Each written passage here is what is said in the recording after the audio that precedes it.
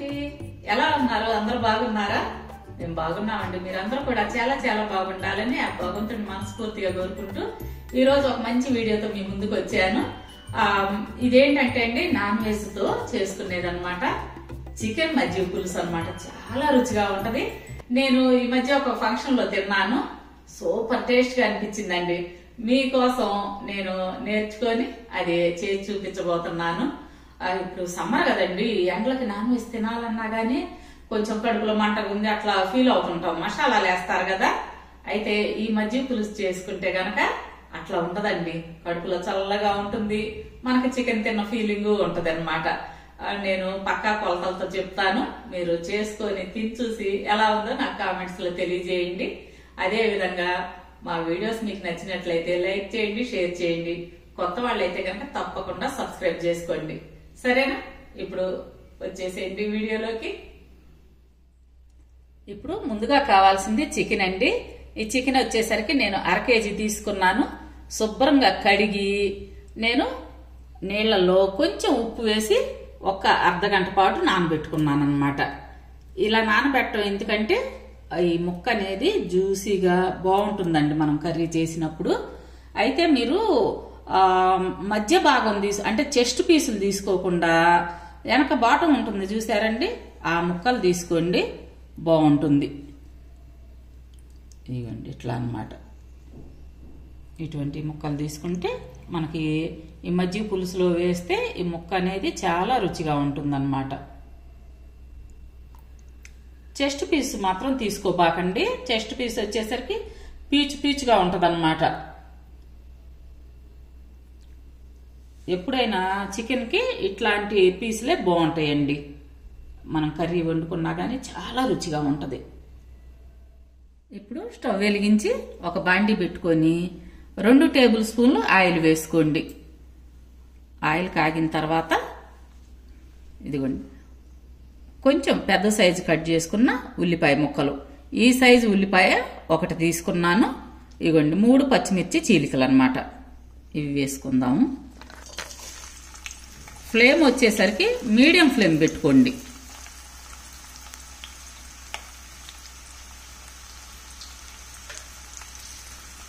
వీటిని కొంచెం వేగనిద్దాం. ఈ ఉల్లిపాయ అనేది మరీ ఎక్కువగా వేగనవసరం లేదు, కొంచెం కలర్ మారితే చాలన్నమాట.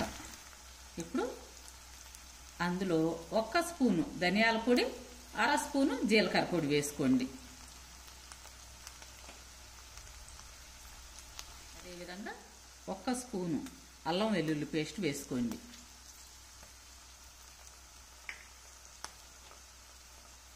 అంటే టేబుల్ స్పూన్ అన్నమాట అండి అల్లం వెల్లుల్లి పేస్ట్. మనం 1/2 కేజీ చికెన్ తీసుకున్నాం కాబట్టి టేబుల్ స్పూన్ అల్లం వెల్లుల్లి పేస్ట్ వేసుకోవాలి. అందులో కొంచెం కరివేపాకు, అలాగే 1/2 స్పూను పసుపు,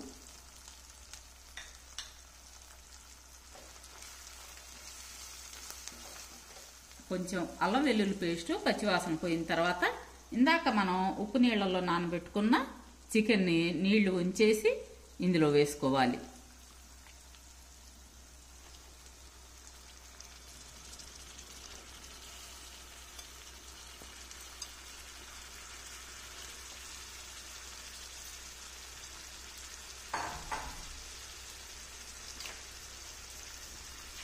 ఇదంతా కూడా బాగా కలిసే విధంగా కలుపుకొని ఈ చికెన్ని కొంచెం మనం మగ్గనిద్దాం. ఒక 5 నిమిషాలు ఈ విధంగా మగ్గిన తర్వాత మీ టేస్ట్కి తగినంత ఉప్పు వేసుకోండి.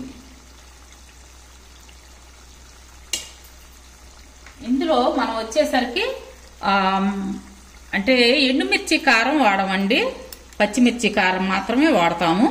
ఇదిగోండి ఈ పచ్చిమిర్చి వచ్చేసరికి నేను 8 పచ్చిమిర్చి తీసుకొని ఇట్లా మిక్సీలో పేస్ట్ మాదిరిగా చేసుకున్నాను అన్నమాట.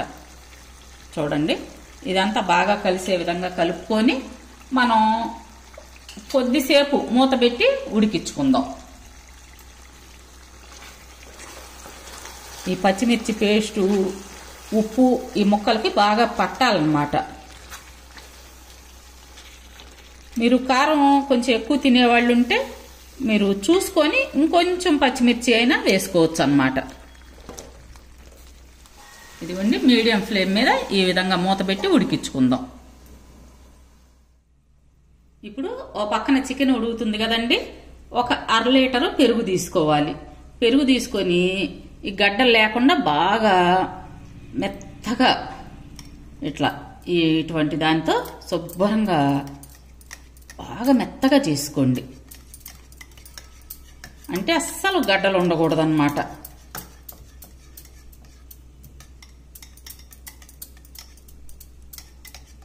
మనం చికెన్ ఎంత తీసుకుంటామో అంత పెరుగు తీసుకోవాలి. ఇదిగోండి బాగా మెత్తగా అయింది పెరుగు. దాంట్లో కొంచెం వాటర్ కలుపుకుందాం.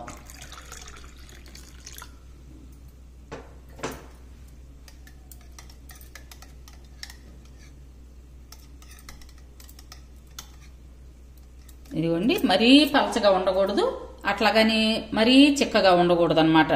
మీడియంగా కలుపుకోవాలి. మీకు చూపిస్తాను నేను.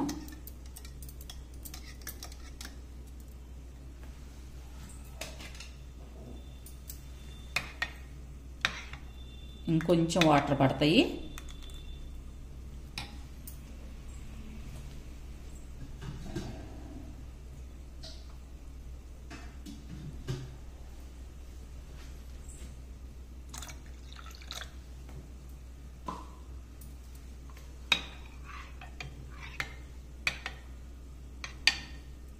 ఇదిగోండి ఈ విధంగా ఉండాలన్నమాట.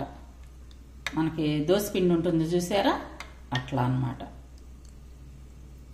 మీరు మజ్జిగ పులుసు కొంచెం పల్చగా తినేవాళ్ళు అయితే గనక ఇంకొంచెం వాటర్ పోసుకోండి.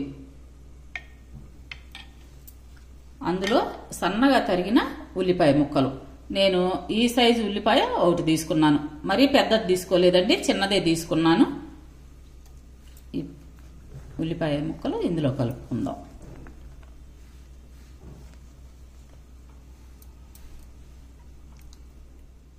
ఇప్పుడు ఈ మజ్జిగను పక్కన పెట్టుకుందాము.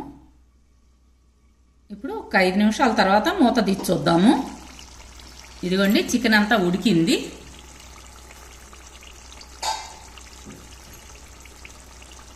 మనం వాటర్ ఏం పోయలేదండి, ఆ చికెన్ కడుగుతాం కదా ఆ వాటరే సరిపోయిందనమాట చికెన్ ఉడకటానికి. ఇప్పుడు దీన్ని కొంచెం డ్రైగా చేసుకుందాం. ఈ వాటర్ అంతా ఇంకిపోవాలన్నమాట. ఇప్పుడు ఫ్లేము కొంచెం పెంచుకోండి. ఇందాక మీడియం ఫ్లేమ్ పెట్టాం కదా, ఇప్పుడు కొంచెం హై ఫ్లేమ్ చేసుకుంటే మనకు ఈ వాటర్ అంతా ఇనికిపోతాయి. ఇదిగోండి ఇప్పుడు ఈ విధంగా ఆయిల్ అంతా పైకి తేలుతుంది, వాటర్ తగ్గిపోయి ఈ విధంగా రావాలి. ఇప్పుడు దాంట్లోకి మనం కొత్తిమీర వేసుకొని స్టవ్ ఆఫ్ చేసుకొని ఈ చికెన్ని చల్లారనిద్దాం. ఇదిగోండి చికెన్ చల్లారిపోయింది. ఇప్పుడు ఈ చికెన్ని ఇందాక మనం చేసి పెట్టుకున్న మజ్జిగలో కలుపుకుందాం. ఇదంతా కలిపిన తర్వాత ఒక్కసారి మీరు ఈ మజ్జిగ పులుసులో ఉప్పు చెక్ చేసుకోండి.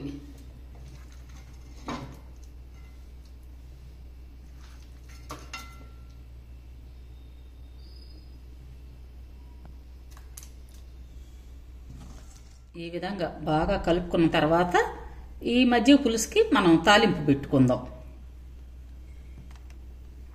ఇప్పుడు స్టవ్ వెలిగించి 1 స్పూను ఆయిల్ వేసుకోండి. అందులో ఒక 7-8 మెంతులు వేసుకోండి. ఎప్పుడైనా పులుసు కూరలకి మెంతులు ఉంటే రుచి ఉంటుంది.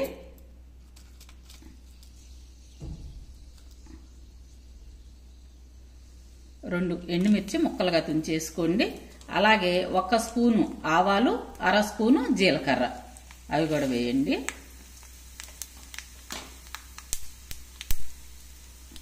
అదేవిధంగా 4 రెబ్బల కరివేపాకు కొంచెం తుంచి వేసుకోండి. అలాగే చిటికెడు ఇంగువ.